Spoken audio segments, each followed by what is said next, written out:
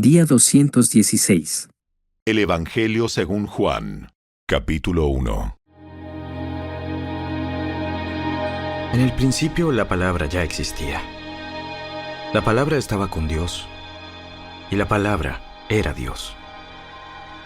El que es la palabra existía en el principio con Dios. Dios creó todas las cosas por medio de Él, y nada fue creado sin Él. La palabra le dio vida a todo lo creado, y su vida trajo luz a todos. La luz brilla en la oscuridad, y la oscuridad jamás podrá apagarla. Dios envió un hombre llamado Juan el Bautista, para que contara acerca de la luz, a fin de que todos creyeran por su testimonio. Juan no era la luz, era solo un testigo para hablar de la luz. Aquel que es la luz verdadera, quien da luz a todos, venía al mundo. Vino al mismo mundo que él había creado, pero el mundo no lo reconoció. Vino a los de su propio pueblo, y hasta ellos lo rechazaron. Pero a todos los que creyeron en él y lo recibieron, les dio el derecho de llegar a ser hijos de Dios. Ellos nacen de nuevo, no mediante un nacimiento físico como resultado de la pasión o de la iniciativa humana, sino por medio de un nacimiento que proviene de Dios. Entonces la palabra se hizo hombre y vino a vivir entre nosotros. Estaba lleno de amor inagotable y fidelidad, y hemos visto su gloria, la gloria del único Hijo del Padre. Juan dio testimonio de él cuando clamó a las multitudes. A él me refería yo cuando decía: alguien viene después de mí, que es muy superior a mí, porque existe desde mucho antes que yo. De su abundancia, todos hemos recibido una bendición inmerecida tras otra. Pues la ley fue dada por medio de Moisés, pero el amor inagotable de Dios y su fidelidad vinieron por medio de Jesucristo. Nadie ha visto jamás a Dios, pero el único, que es Dios, está íntimamente ligado al Padre. Él nos ha revelado a Dios. Este fue el testimonio que dio Juan cuando los líderes judíos enviaron sacerdotes y ayudantes del templo desde Jerusalén para preguntarle: ¿Quién eres? Yo no soy el Mesías. Bien, entonces, ¿quién eres? ¿Eres Elías? No. ¿Eres el profeta que estamos esperando? No. Entonces, ¿quién eres? Necesitamos alguna respuesta para los que nos enviaron. ¿Qué puedes decirnos de ti mismo? Juan contestó con las palabras del profeta Isaías. Soy una voz que clama en el desierto: ¡abran camino para la llegada del Señor! Entonces los fariseos que habían sido enviados le preguntaron: Si no eres el Mesías, ni Elías, ni el profeta, ¿con qué derecho bautizas? Yo bautizo con agua, pero aquí mismo, en medio de la multitud, hay alguien a quien ustedes no reconocen. Aunque su servicio viene después del mío, yo ni siquiera soy digno de ser su esclavo, ni de desatar las correas de sus sandalias. Ese encuentro ocurrió en Betania, una región situada al oriente del río Jordán, donde Juan estaba bautizando. Al día siguiente Juan vio que Jesús se le acercaba y dijo: ¡Miren! ¡El Cordero de Dios que quita el pecado del mundo! A él me refería cuando yo decía: después de mí vendrá un hombre que es superior a mí, porque existe desde mucho antes que yo. No lo reconocí como el Mesías, aunque estuve bautizando con agua para que él fuera revelado a Israel. Entonces Juan dio testimonio: Vi al Espíritu Santo descender del cielo como una paloma y reposar sobre él. Yo no sabía que era el Mesías, pero cuando Dios me envió a bautizar con agua, me dijo: aquel sobre quien veas que el Espíritu desciende y reposa es el que bautizará con el Espíritu Santo. Vi que eso sucedió con Jesús, Por eso doy testimonio de que Él es el elegido de Dios. Al día siguiente, Juan estaba otra vez allí con 2 de sus discípulos. Al pasar Jesús, Juan lo miró y declaró: Miren, ahí está el Cordero de Dios. Cuando los 2 discípulos de Juan lo oyeron, siguieron a Jesús. Jesús miró a su alrededor y vio que ellos lo seguían. ¿Qué quieren? Rabí, maestro, ¿dónde te hospedas? Vengan y vean. Eran como las 4 de la tarde cuando lo acompañaron al lugar donde se hospedaba, y se quedaron el resto del día con él. Andrés, hermano de Simón Pedro, era uno de estos hombres que, al oír lo que Juan dijo, siguieron a Jesús. Andrés fue a buscar a su hermano Simón y le dijo: Hemos encontrado al Mesías, Cristo. Luego Andrés llevó a Simón para que conociera a Jesús. Jesús miró fijamente a Simón y le dijo: Tu nombre es Simón, hijo de Juan, pero te llamarás Cefas, Pedro. Al día siguiente Jesús decidió ir a Galilea. Encontró a Felipe y le dijo: Ven, sígueme. Felipe era de Betsaida, el pueblo natal de Andrés y Pedro. Felipe fue a buscar a Natanael y le dijo: Hemos encontrado a aquel de quien Moisés y los profetas escribieron. Se llama Jesús, el hijo de José, de Nazaret. ¿Nazaret? ¿Acaso puede salir algo bueno de Nazaret? Ven y compruébalo tú mismo. Mientras ellos se acercaban, Jesús dijo: Aquí viene un verdadero hijo de Israel, un hombre totalmente íntegro. ¿Cómo es que me conoces? Pude verte debajo de la higuera, antes de que Felipe te encontrara. Rabí, tú eres el Hijo de Dios, el Rey de Israel. ¿Crees eso solo porque te dije que te había visto debajo de la higuera? Verás cosas más grandes que esta. Les digo la verdad. Todos ustedes verán el cielo abierto y a los ángeles de Dios subiendo y bajando sobre el Hijo del Hombre, quien es la escalera entre el cielo y la tierra.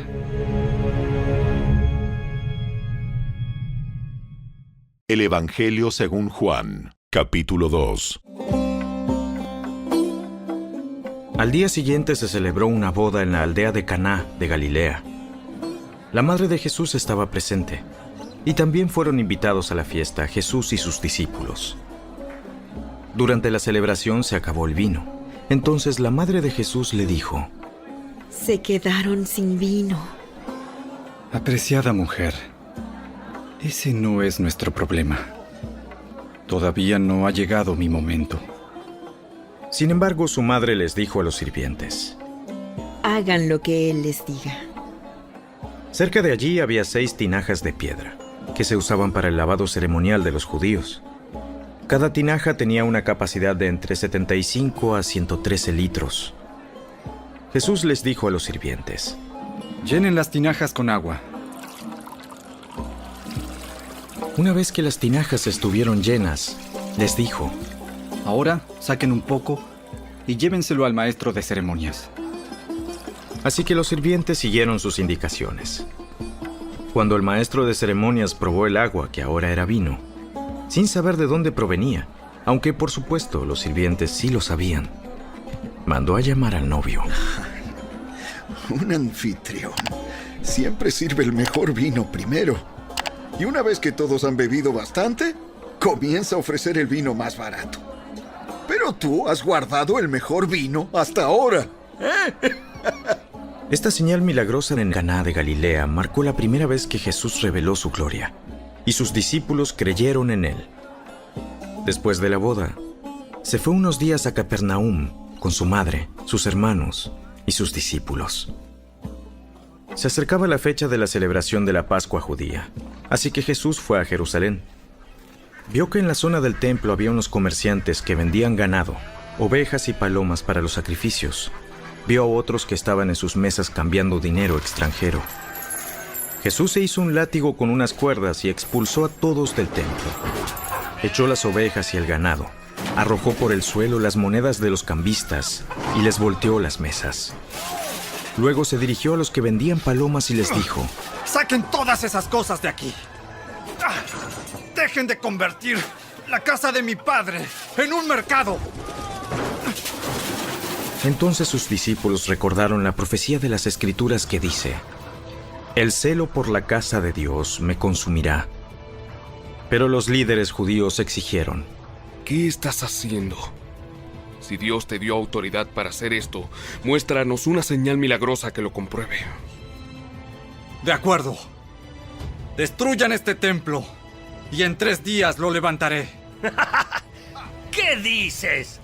Tardaron 46 años en construir este templo. ¿Y tú puedes reconstruirlo en 3 días? ¡Ah! Pero cuando Jesús dijo este templo, se refería a su propio cuerpo. Después que resucitó de los muertos, sus discípulos recordaron que había dicho esto y creyeron en las Escrituras y también en lo que Jesús había dicho.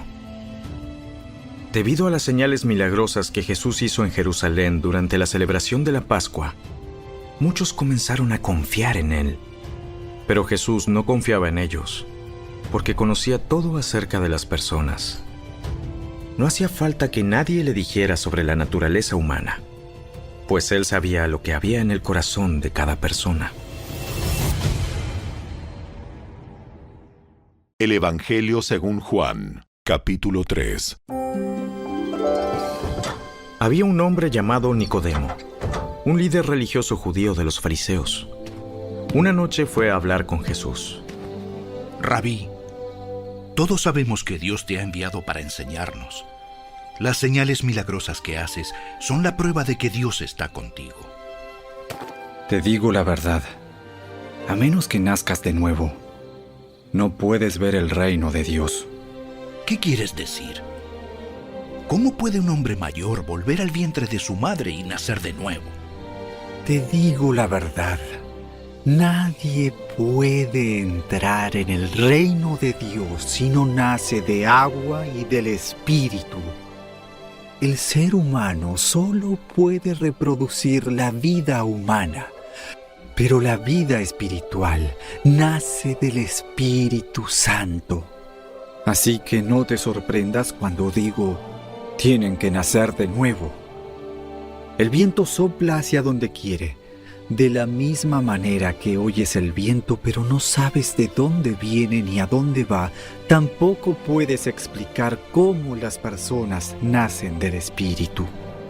¿Cómo es posible todo esto?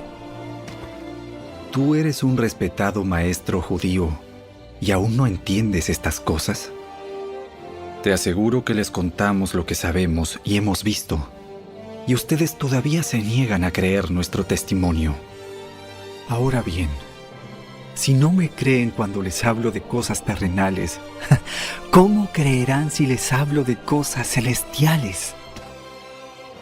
Nadie jamás fue al cielo y regresó, pero el Hijo del Hombre bajó del cielo, y así como Moisés levantó la serpiente de bronce en un poste en el desierto, así deberá ser levantado el Hijo del Hombre, para que todo el que crea en él tenga vida eterna. Pues Dios amó tanto al mundo que dio a su único Hijo para que todo el que crea en él no se pierda, sino que tenga vida eterna. Dios no envió a su Hijo al mundo para condenar al mundo, sino para salvarlo por medio de él. No hay condenación para todo el que cree en él, pero todo el que no cree en él ya ha sido condenado por no haber creído en el único Hijo de Dios. Esta condenación se basa en el siguiente hecho. La luz de Dios llegó al mundo, pero la gente amó más la oscuridad que la luz, porque sus acciones eran malvadas. Todos los que hacen el mal odian la luz y se niegan a acercarse a ella, porque temen que sus pecados queden al descubierto. Pero los que hacen lo correcto se acercan a la luz, para que otros puedan ver que están haciendo lo que Dios quiere. Luego Jesús y sus discípulos salieron de Jerusalén y se fueron al campo de Judea.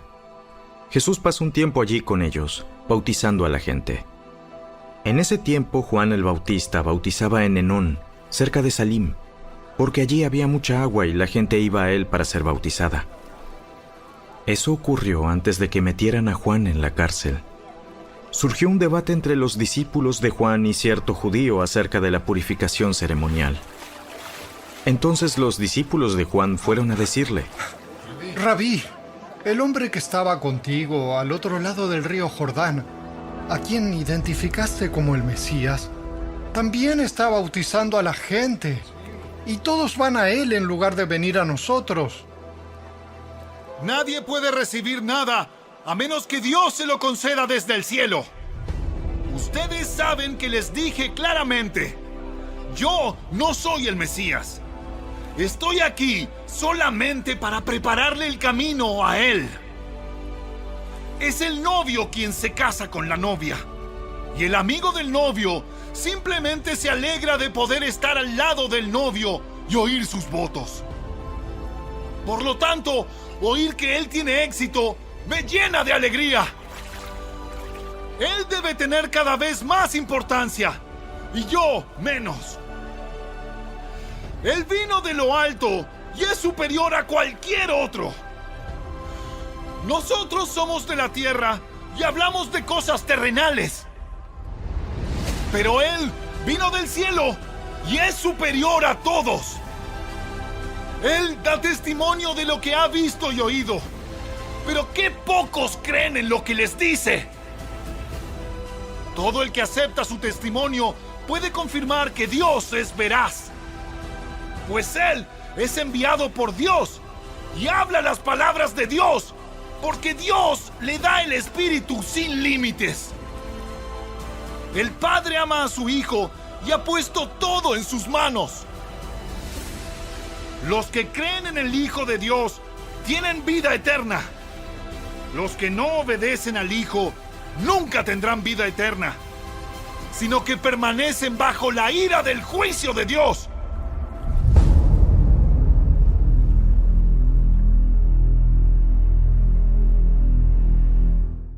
El Evangelio según Juan, capítulo 4. Jesús sabía que los fariseos se habían enterado de que él bautizaba y hacía más discípulos que Juan, aunque no era Jesús mismo quien los bautizaba, sino sus discípulos. Así que se fue de Judea y volvió a Galilea. En el camino tenía que pasar por Samaria. Entonces llegó a una aldea samaritana llamada Sicar, cerca del campo que Jacob le dio a su hijo José. Allí estaba el pozo de Jacob, y Jesús, cansado por la larga caminata, se sentó junto al pozo cerca del mediodía. Poco después llegó una mujer samaritana a sacar agua, y Jesús le dijo: Por favor, dame un poco de agua para beber. Él estaba solo en ese momento porque sus discípulos habían ido a la aldea a comprar algo para comer. La mujer se sorprendió, ya que los judíos rechazan todo trato con los samaritanos. Entonces le dijo a Jesús: Usted es judío y yo soy una mujer samaritana. ¿Por qué me pide agua para beber? Si tan solo supieras el regalo que Dios tiene para ti y con quién estás hablando, tú me pedirías a mí y yo te daría agua viva. Pero Señor, usted no tiene ni una soga ni un balde y este pozo es muy profundo. ¿De dónde va a sacar esa agua viva? Además, ¿se cree usted superior a nuestro antepasado Jacob, quien nos dio este pozo? ¿Cómo puede usted ofrecer mejor agua que la que disfrutaron él, sus hijos y sus animales? Cualquiera que beba de esta agua pronto volverá a tener sed. Pero todos los que beban del agua que yo doy no tendrán sed jamás. Esa agua se convierte en un manantial que brota con frescura dentro de ellos y les da vida eterna. Por favor, Señor, deme de esa agua. Así nunca más volveré a tener sed y no tendré que venir aquí a sacar agua.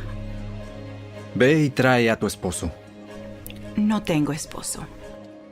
Es cierto, no tienes esposo, porque has tenido 5 esposos y ni siquiera estás casada con el hombre con el que ahora vives. Ciertamente dijiste la verdad. Señor, seguro que usted es profeta.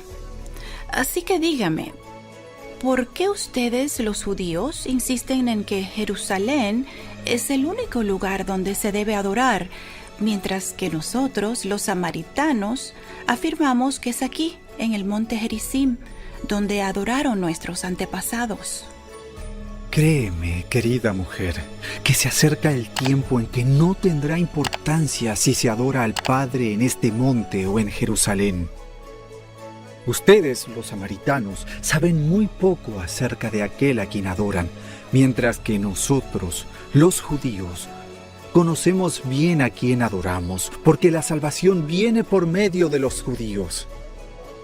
Pero se acerca el tiempo, de hecho ya ha llegado, cuando los verdaderos adoradores adorarán al Padre en espíritu y en verdad. El Padre busca personas que lo adoren de esa manera, pues Dios es espíritu. Por eso todos los que lo adoran deben hacerlo en espíritu y en verdad.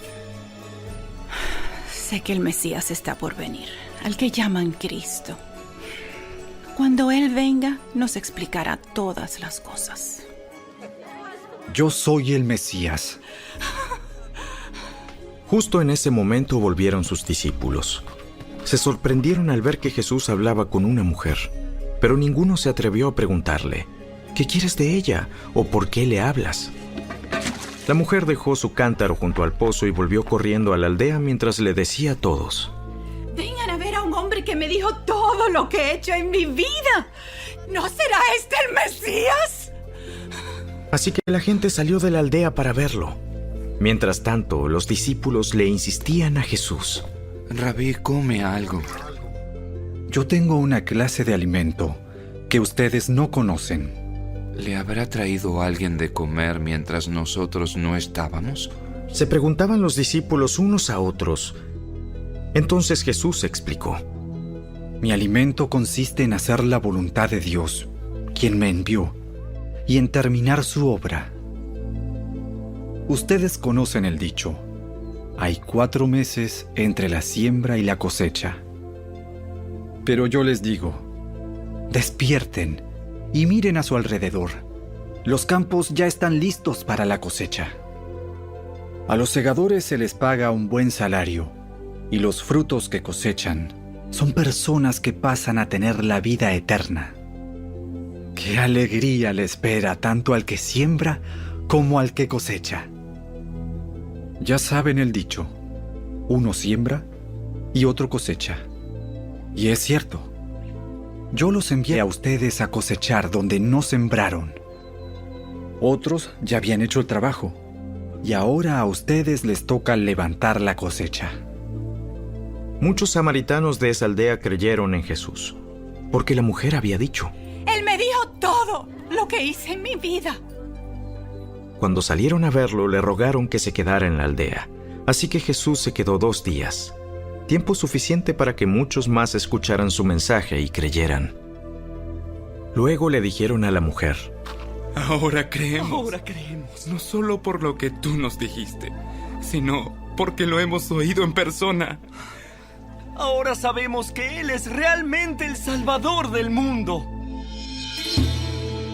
Pasados los 2 días, Jesús siguió camino a Galilea. Él mismo había declarado que un profeta no recibe honra en su propio pueblo. Sin embargo, los galileos lo recibieron bien, porque habían estado en Jerusalén durante la celebración de la Pascua y habían visto todo lo que él hizo allí. En su paso por Galilea, Jesús llegó a Caná, donde había convertido el agua en vino. Cerca de allí, en Capernaum, Había un funcionario de gobierno que tenía un hijo muy enfermo.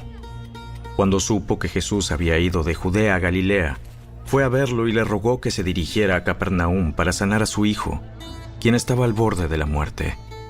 Jesús preguntó: ¿acaso nunca van a creer en mí a menos que vean señales milagrosas y maravillas? Señor, por favor, ven ahora mismo, antes de que mi hijito se muera. Vuelve a tu casa. Tu hijo vivirá. Y el hombre creyó lo que Jesús le dijo y emprendió el regreso a su casa. Mientras el funcionario iba en camino, algunos de sus sirvientes salieron a su encuentro con la noticia de que su hijo estaba vivo y sano. Él les preguntó a qué hora el niño había comenzado a mejorar, y ellos le contestaron: Ayer, a la 1 de la tarde, la fiebre de pronto se le fue. Entonces el padre se dio cuenta de que la sanidad había ocurrido en el mismo instante en que Jesús le había dicho: tu hijo vivirá. Y tanto él como todos los de su casa creyeron en Jesús. Esa fue la segunda señal milagrosa que hizo Jesús en Galilea al volver de Judea.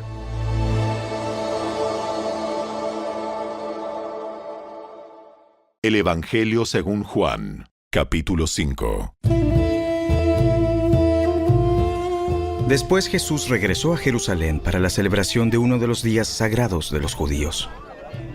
Dentro de la ciudad, cerca de la Puerta de las Ovejas, se encontraba el estanque de Betesda, que tenía 5 pórticos cubiertos. Una multitud de enfermos, ciegos, cojos, paralíticos, estaban tendidos en los pórticos. Uno de ellos era un hombre que hacía 38 años que estaba enfermo. Cuando Jesús lo vio y supo que hacía tanto que padecía la enfermedad, le preguntó: ¿te gustaría recuperar la salud? Es que no puedo, Señor, porque no tengo a nadie que me meta en el estanque cuando se agita el agua. Siempre alguien llega antes que yo. Ponte de pie, toma tu camilla y anda. Al instante el hombre quedó sano, enrolló la camilla y comenzó a caminar. Pero ese milagro sucedió el día de descanso, así que los líderes judíos protestaron. Le dijeron al hombre que había sido sanado: ¡no puedes trabajar el día de descanso! ¡La ley no te permite cargar esa camilla! El hombre que me sanó me dijo: toma tu camilla y anda. ¿Quién te dijo semejante cosa?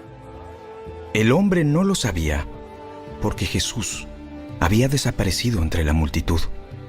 Pero después, Jesús lo encontró en el templo y le dijo: ya estás sano, así que deja de pecar, o podría sucederte algo mucho peor. Entonces el hombre fue a ver a los líderes judíos y les dijo que era Jesús quien lo había sanado.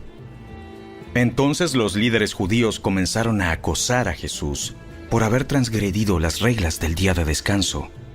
Pero Jesús respondió: mi padre siempre trabaja, y yo también. Entonces los líderes judíos se esforzaron aún más por encontrar una forma de matarlo, pues no solo violaba el día de descanso, sino que, además, decía que Dios era su Padre, con lo cual se hacía igual a Dios. Entonces Jesús explicó: les digo la verdad. El Hijo no puede hacer nada por su propia cuenta. Solo hace lo que ve que el Padre hace. Todo lo que hace el Padre, también lo hace el Hijo. Pues el Padre ama al Hijo y le muestra todo lo que hace. De hecho, el Padre le mostrará cómo hacer cosas más trascendentes que el sanar a ese hombre. Entonces ustedes quedarán realmente asombrados. Pues así como el Padre da vida a los que resucita de los muertos, también el Hijo da vida a quien Él quiere. Además, el Padre no juzga a nadie, sino que le ha dado al Hijo autoridad absoluta para juzgar, a fin de que todos honren al Hijo, así como honran al Padre. El que no honra al Hijo, ciertamente tampoco honra al Padre que lo envió. Les digo la verdad. Todos los que escuchan mi mensaje y creen en Dios, quien me envió, tienen vida eterna. Nunca serán condenados por sus pecados, pues ya han pasado de la muerte a la vida. Y les aseguro que se acerca el tiempo, de hecho ya ha llegado, cuando los muertos oirán mi voz, la voz del Hijo de Dios, y los que escuchen vivirán.